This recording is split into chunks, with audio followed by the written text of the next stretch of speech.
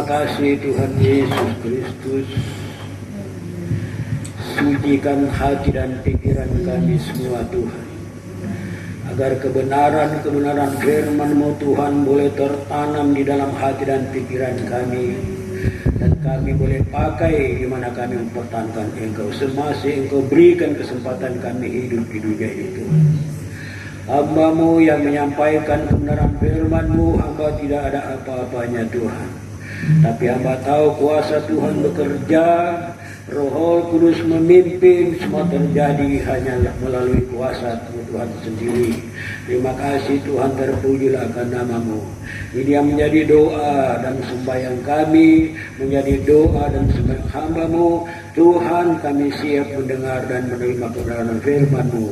Dalam nama Yesus Kristus kami sudah berdoa, kami ucap syukur, kami sambut kebenaran firman-Mu hanya di dalam nama-Mu, yaitu dalam nama Tuhan Yesus Kristus. Haleluya, haleluya. Dengan iman semua kita katakan amin. Amin, puji Tuhan. Mari saudara sekalian kita datang pada kebenaran firman Tuhan yang saya akan bawakan saat ini, yaitu dalam Matius 6 ayat 20. Matius 6 ayat 20. Kemudian Ibrani 13 ayat 14. Saya mulai baca dulu ayat 20. Matius 6 ayat 20. Tetapi kumpulkanlah bagimu harta di sorga. Di sorga ngengat dan karat tidak merusakannya, dan pencuri tidak membongkar serta mencurinya. Ibrani 13 ayat 14. Sebab di sini kita tidak mempunyai tempat tinggal yang tetap, kita mencari kota yang akan datang. Ibrani 11 ayat 14. Sebab mereka yang berkata demikian menyatakan bahwa mereka dengan rindu mencari suatu tanah air. Ibrani 11 ayat 16. Tetapi sekarang mereka merindukan tanah air yang lebih baik, yaitu satu tanah air surgawi. Sebab itu Allah tidak malu disebut Allah mereka, karena Ia telah mempersiapkan sebuah kota bagi mereka. Wahyu 7:16. Mereka tidak akan menderita lapar dan dahaga lagi, dan matahari atau panas terik tidak akan menimpa mereka. Luar biasa. Jadi saudara sekalian, kita datang beribadah hari ini, tentu tujuannya apa? Tujuannya kita mau masuk pada kemenangan yang kekal, yaitu surga yang sudah disiapkan oleh Tuhan. Jadi tidak sia-sia kita datang, kita mendengar kebenaran firman Tuhan. Jadi saudara sekalian, kalau kita mau menuju ke sana, sesungguhnya ada saudara sekalian yang dimaksudkan oleh Tuhan. Ada tujuannya yang disampaikan oleh Tuhan bagi kita, yaitu Dia berkata, tetapi kumpulkanlah bagimu harta di sorga. Jadi saudara sekalian, kalau kita mau kumpul tuh harta di sorga, sebenarnya bagaimana ini harta kita mau kumpul di sorga? Kalau kita hanya baca sepintas, ya kita tidak mengerti ini. Kita, saudara sekalian, akan diproses oleh Tuhan mengenai perkataan ini. Tetapi kumpulkanlah bagimu harta di surga. Jadi kita punya harta di dunia ini, tetapi Dia katakan kumpul lagi di surga. Ada haleluya saudara. Di surga ngengat dan karat tidak merusakannya, dan pencuri tidak membongkar serta mencurinya. Jadi berarti Tuhan menuntut kepada kita supaya kita lagi boleh kumpul harta kita di surga. Mana tujuannya harta kita itu? Saudara sekalian, yaitu pengorbanan. Itu harta yang kita simpan di kerajaan surga. Pelayanan yang ada, saudara sekalian, itu harta yang kita simpan di surga. Perbuatan yang baik yang kita lakukan, itu harta kita di surga. Amin saudara. Itu yang dimaksudkan oleh Tuhan, kumpulkanlah bagimu harta di surga. Di surga memat dan karat tidak merusakannya. Jadi kita sudah kumpul tuh harta semua itu di surga, tuh karat apa semua, enggak itu semua tidak akan dimakannya dan yang tidak ada orang mau pancuri. Kita kirim ke sana semua di surga. Mana yang saya katakan itu pengorbanan, pengorbanan yang kita boleh lihat di saat ini kalau kita tengah membangun gereja Tuhan, tentu ada pengorbanan. Itu yang kita korbankan itu semua sudah masuk di surga sebagai harta yang kita simpan di sana. Amin, saudara. Tadi itu tenaga kita itu sudah termasuk korban yang kita simpan di surga sana, harta yang kita sudah simpan di sana. Pikiran-pikiran yang baik kita lakukan itu kita sudah simpan di sana. Pengorbanan, pelayanan yang ada kita sudah simpan di sana. Terhadap hamba Tuhan itu seperti itu. Jadi jangan saudara kira itu mau kasih hamba Tuhan itu tidak tercatat semua. Kalau saudara mau kasih ikan Pak Gembala itu tercatat di sana. Jadi bukan sembarang mau kasih itu atau tidak ada guna. Itu tercatat di sana. Saudara sekali itu yang disebut harta di kerajaan surga. Kalau saudara-saudara sekalian membantu kita dalam doa itu adalah satu kesukaan besar bagi Tuhan untuk pelayanan yang ada. Saudara mengorbankan tenaga, mengorbankan apa saja, mengorbankan cookies, rica, dia kemari di pastori kungsunya anda, saudara korbankan itu harta yang sudah tertaruh di kerajaan surga. Amin, saudara. Jadi kalau saya bawa kemari semua itu dia tuh harta itu serahkan di pastori, pasti ibu gembala juga senang itu dia. Ada haleluya, saudara. Nah, dia. Jadi seperti itu. Tapi biarnya enggak juga dia senang. Nanti ada itu kalau dia senang. Saudara yang kekasih di dalam Tuhan kita Yesus Kristus, itulah merupakan satu harta yang kita simpan di kerajaan surga. Jangan kita cuma bikin kegiatan, segala kegiatan kita cuma tampung di dunia ini. Oh, pencuri akan datang, karat akan merajalela. Bagaimanapun hebatnya uang kita di bank itu, kalau sudah tiba saatnya untuk dunia ini hancurkan, hancur semua itu. Tapi kalau harta di kerajaan surga tidak akan hilang. Amin, saudara, tidak dipencuri oleh siapapun. Itu harta di kerajaan surga. Karena sekalian mungkin kita boleh berbicara bahwa kalau kita tidak taat dengan ini pun kita diberkati oleh Tuhan. Hebat kita punya pendapatan. Kita yang selalu setia ini rupanya tidak diberkati oleh Tuhan. Banyak kan seperti itu. Itu kita boleh melihat dalam firman Tuhan bahwa lalang dan gandum itu. Kita mau tanam melu, Yesus berikan satu contoh atau satu perumpamaan. Tanam apa saja, melu, padi, cengkeh, kelapa. Kalau kita mau tanam itu, kita kasih biar mana lebih hebat? Lalang lebih hebat. Jadi lalang gambarannya dunia, orang yang tidak mengenal Tuhan. Jadi kita lihat orang punya hidup naik terus. Dan kita sebagai gandum itu, saudara sekalian, ya jadi kurus bahkan sampai mati kalau tidak kasih bersih. Tapi kalau kasih bersih, tergunung terus tulalak itu, maka kita juga akan berkembang. Firman Tuhan situ berikan satu perumpamaan. Kalau tiba saatnya, masa yang akan datang, bahwa lalang itu akan dikumpul dan diikat berberkas-berkas dan dilempar ke dapur api. Tapi gandum namun kecil yang ada diambil dan dibawa ke lumbung. Jadi itu gambaran perumpamaan yang diberikan oleh Tuhan Yesus Kristus. Jadi kita jangan mau berbuat semuanya ini kebaikan lalu kita ambil contoh tentang dunia itu. So ada DP kebenaran itu. Dunia, coba kita lihat orang tidak mengenal Tuhan kaunya nak dorang perkembangan hidup. Oh, hebat. Baru dong seejek lagi. Oh, kamu ini di dalam Tuhan kok susah begini. Seperti itu. Tapi saudara sekalian, kalau kita di dalam Tuhan, tetap Tuhan ingatkan kita, tetap Dia lindungi kita, dan tetap Dia berkati kita sesuai dengan apa yang kita minta kepada Tuhan, yaitu kehidupan kita yang ada.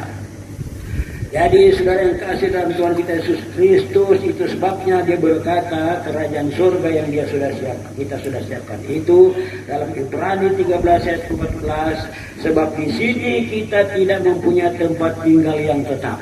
Di mana? Di dunia ini tidak mempunyai tempat tinggal yang tetap. Amin, saudara. Tidak mempunyai tempat tinggal yang tetap di sini, di dunia ini.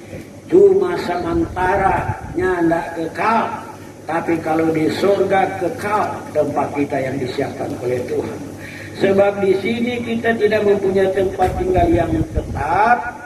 Kita mencari kota yang akan datang. Ini kota yang akan datang, yaitu Yerusalem baru yang sudah disiapkan oleh Tuhan. Yang akan datang, yaitu tempat kita yang kekal. Ibrani 11:14 Dia berkata, sebab mereka yang berkata demikian menyatakan bahwa mereka dengan rindu mencari suatu tanah air. Jadi kita semua yang hadir pada siang hari ini mau beribadah kepada Tuhan sudah tentulah rindu mencari tanah air, yaitu surga. Saudara sekalian, ada itu pendeta dari Amerika yang datang pada waktu itu. Kebetulan saya di Boygar sama-sama dengan Arnold, itu tempat bule tapi bule orang rohani, semua pendeta-pendeta yang datang. Satu bule itu dia bilang begini, Pak Arnold, karena orang cuma lewat bahasa Inggris. Dia bilang kita sudah rindu pulang ke tanah air, tapi Tuhan belum angkat kita. Itulah saudara kalian berkata, dan dia orang pelayanan, dia hamba Tuhan, dia bekerja luar biasa. Dan saudara sekalian, dia telah berikan satu kekuatan dan diberkati Tuhan sehingga dia rindu keliling ini dunia yang aman, dia suka menjaga. Jadi dia bicara seperti itu. Kita Petrus tapi dia bahasa Inggris, kita suka kembali ke tanah air yang disediakan oleh Tuhan, tapi Tuhan belum angkat kita. Kebetulan pada waktu itu Arnold itu kalau ada orang-orang dari luar negeri, dari Belanda, dari Inggris, semua kalau datang ke Indonesia, pertama Jakarta yang menjemput, kedua Manado dia yang dipercayakan untuk menjemput orang. Sebabnya pada waktu itu dari luar negeri berapa orang yang dari luar negeri yang datang ke sini, dari Amerika, Belanda, ada 4 negara yang datang di sini. Itu karena dia yang mengapalai situ, jadi dia bawa kemari di sini semua orang. Ada dengan KKR di sini. Pada waktu itu, jadi dia sempat bagi dari orang karena orang itu semua penginjilan. Ya, orang yang taat dengan Tuhan. Saya tidak lupa itu karena perkataan itu. Saya sesuka pulang ke tanah air, tapi Tuhan dulu panggil kita. Jadi saudara yang kekasih di dalam Tuhan kita Yesus Kristus, kalau kita di dalam Tuhan, saudara sekalian, kita sudah tentulah kita tidak menyesal mati. Karena kalau kita mati, so ada tempat yang disiapkan oleh Tuhan. Amin, saudara. Karena di sana yang lebih luar biasa kesenangan dan kebaikan yang diberikan oleh Tuhan. Tapi banyak kita, saudara sekalian, kalau mau mati terpikir, aduh, hal ini belum selesai, ibarat anak-anak belum kawin semua, atau belum ada tempat dan sebagainya, seperti itu. saudara sekalian. Tetapi kalau kita sudah dapat memenuhi semua itu, lantas kita dalam iman yang paling pas kalau kita sudah diangkat oleh Tuhan. Amin, saudara. Seperti saya Ibu Rohani ini yang menangis, telah menangis di depan Tuhan. Kasih kok kalau mati sudah di apa DP nama itu di apa DP nama Firdaus. Kalau mati di Firdaus, jadi mau apa dia mati. Kalau mana mati, mana di Firdaus, kita menyusul lagi sudah pulang keluar di Firdaus. Masuknya nak satu tanpa atau dua. Majang mati ke sana kalau di Hades. Aduh, orang kaya dan Lazarus itu. Jadi begitu dengan kita, dengan Ibu Rohani ini sebenarnya soalnya tidak mau perlu khawatir dengan memati. Sebenarnya sesuka memati, Tuhan semua angka seperti itu. Tapi itulah Tuhan yang punya pengaturan dan Tuhan punya kuasa. Sebab mereka yang berkata demikian menyatakannya bahwa mereka dengan rindu mencari suatu tanah air. Jadi tanah air kita itu bukan di dunia ini tapi di surga. Di dunia ini hanya tempat penderitaan, cucuran air mata, duka yang ada. Tapi di sana tidak. Tetapi sekarang mereka merindukan tanah air. Ibrani 11 ayat 16. Tetapi sekarang mereka merindukan tanah air yang lebih baik, yaitu satu tanah air surgawi. Jadi satu tanah air yang lebih baik, yaitu tanah air surgawi di surga. Itu tuh orang tanah air yang orang merebut itu. Tanah air yang orang berebut itu sehingga orang setia beribadah, setia berdoa kepada Tuhan, memuliakan Tuhan, supaya kita boleh tembus ke tanah air yaitu surgawi yang Tuhan sudah siapkan bagi kita. Sebab itu Allah tidak malu disebut Allah mereka, karena Ia telah mempersiapkan sebuah kota bagi kita. Jadi saudara sekalian, kita tidak malu menyebut bahwa itu Allah kita, karena Dia sudah siapkan bagi kita sebuah kota bagi mereka, bagi kita. Dia sediakan sebuah kota bagi kita. Kota mana? Kota Yerusalem baru. Firman-Nya sebentar. Setelah bumi ini habis, hancur semuanya. Orang-orang yang tidak mengenal Dia sudah dalam kehukuman. Dan orang-orang percaya semua sudah berada di Yerusalem baru, yaitu sudah surga yang Dia sudah siapkan bagi mereka. Jadi saudara sekalian, kita dalam Tuhan kita harus berusaha supaya kita tembus ke sana. Hidup di dunia ini tidak ada arti kalau sebentar sesuai firman Tuhan, penggenapan firman Tuhan yang terakhir bahwa dunia ini akan diratakan, di bumi hanguskan semua, diratakan semua dan diganti dengan Yerusalem baru. Itu tempat orang-orang percaya, saudara sekalian. Jadi itulah kita yang hidup di dalam Tuhan. Jauh sebelumnya Tuhan sudah beritakan, Tuhan sudah sampaikan bagi kita. Bagaimana yang saya sampaikan ini merupakan satu acara yang Tuhan berikan bagi kita, atau utusan yang Allah berikan bagi kita untuk menyampaikan semuanya itu. Tetapi sekarang mereka merindukan tanah air yang lebih baik, yaitu satu tanah air surgawi. Sebab itu Allah tidak malu disebut Allah mereka, karena Ia telah mempersiapkan sebuah kota bagi kita. Wahyu 7 ayat 16. Wahyu 7 ayat 16 dia berkata, mereka tidak akan menderita lapar dan dahaga lagi, dan matahari atau panas tidak akan menimpa mereka lagi. Wah, luar biasa. Jadi soalnya tidak menderita di tempat yang Tuhan siapkan bagi kita, saudara sekalian. Kalau kita lihat kebenaran firman Tuhan, tempat yang Tuhan sudah siapkan bagi kita itu tempat yang luar biasa, saudara sekalian. Luar biasa kebaikannya, luar biasa, saudara sekalian, pandangannya pun seperti itu.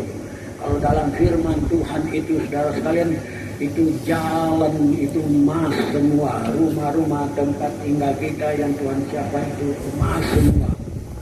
Saudara sekalian, bermacam-macam mutiara yang ada di surga itu, Yerusalem baru yang Tuhan sudah siapkan. Tempat kita seperti itu, saudara. Dan kalau kita di dalam Tuhan dan penuh keyakinan dalam hal itu, Bapak, sesungguhnya itu sudah pasti kita tetap setia kepada Tuhan, beribadah, berdoa kepada Tuhan, karena kita akan tembus ke sana manakala kita setia kepada Tuhan. Saudara sekalian, Tuhan mau panggil kita tidak tahu kapan dan waktu mana, tapi bersyukur kalau Tuhan panggil kita ada bersama-sama selalu dengan Dia. Kita mau berdoa selalu kepada Tuhan dengan menangis kepada Tuhan, saudara. Saudara yang kasih dalam Tuhan kita Yesus Kristus, kalau kita menangis kepada Tuhan, kasih Allah, kemurahan Allah terus Allah nyatakan. Saudara sekalian, sejahat-jahatnya orang tua, kalau anak sudah datang menangis minta tolong, pasti orang tua akan berikan. Amin, saudara. Apalagi dengan Tuhan yang begitu baik, yang begitu mulia. Kalau kita sudah menangis menghadap Tuhan, Tuhan akan berikan apa yang kita mau. Itulah Tuhan di dalam kita. Jadi saudara sekali, itu sebabnya Dia berkata mereka tidak akan merita lapar dan dahaga lagi, soalnya tidak mau lapar dan aus lagi, dan matahari atau panas terik tidak akan menimpa mereka lagi, soalnya tidak kita alami itu. Itu di tempat yang senang, kekal dan kekal. Kita rebut semua itu, saudara. Kita rebut, jangan kita cuma terpanggil dan tidak terpilih. Betapa bahaya kalau kita tidak terpilih. Jadi jangan kita melihat ke kiri ke kanan tentang manusia yang ada di muka bumi ini, tapi mari kita lihat firman Tuhan yang menjadi petunjuk bagi kita, yang menjadi kekuatan bagi kita di dalam kita mempertahankan Tuhan. Ya oke lah, hidup kita di dunia ini kita jalankan demi untuk hormat dan kemuliaan Tuhan, supaya saudara sekalian kita boleh diagungkan juga. Jalankan hidup kita yang ada, berusaha sedapat mungkin, tetapi kita harus ingat selalu apa yang Tuhan perintahkan bagi kita, yaitu saudara sekalian tentang pengorbanan, yaitu saudara sekalian harta yang ada di surga. Amin, saudara.